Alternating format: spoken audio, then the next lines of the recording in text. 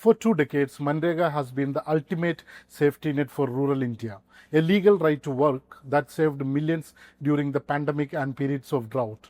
But today, that foundation is being dug up. The union government has introduced the Viksit Bharat guarantee for Rozgar and Ajeevika Mission Gramin, or VBG-RAMG. On the surface, it promises 125 days of work up from 100.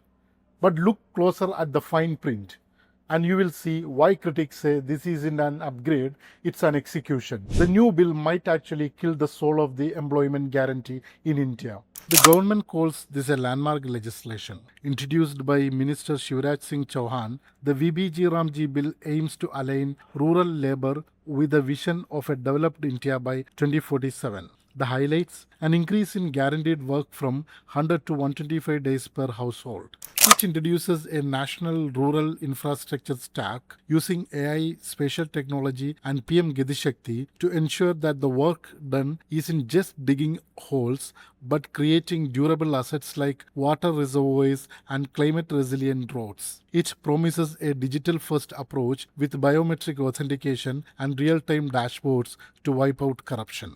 This is where the math stops adding up for the states. Under the old MGNREGA, the central government paid 100% of the wages. It was a national commitment. But under the new GRAMG bill, it becomes a centrally sponsored scheme.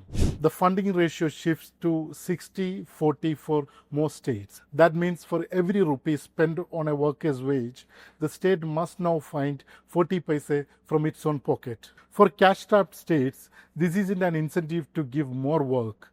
It's a massive financial deterrent. The most lethal change is the shift from demand-driven to allocation-based. MGNREGA was a legal right. If you asked for work, the government had to provide it or pay an allowance. But a section of the new bill gives the sender power to set a normative allocation. In plain English, the sender sets a ceiling on funds. If a state sees a surge in unemployment and needs more money, the sender isn't obligated to pay. Furthermore, the bill allows states to pause all work for 60 days during peak farming seasons. While the government says this helps farmers find labor, activists argue it strips workers of their bargaining power, forcing them to work for low wages under local landlords because their safety net has been legally switched off. Then there is the digital public infrastructure.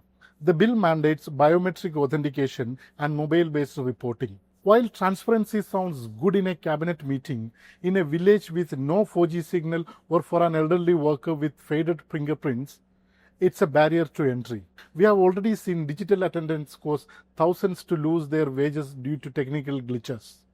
By making these tech layers mandatory, the bill risks rationalizing job cards, which is often just a fancy word for deleting them. Finally, there is the loss of local power. MGNREGA was bottom up.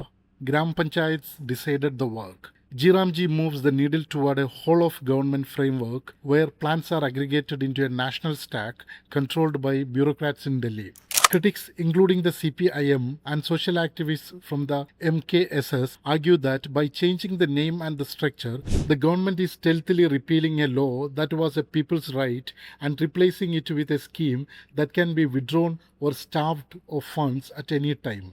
The VBG-RAMG bill offers 25 extra days of work on paper, but takes away the legal guarantee that made those days possible.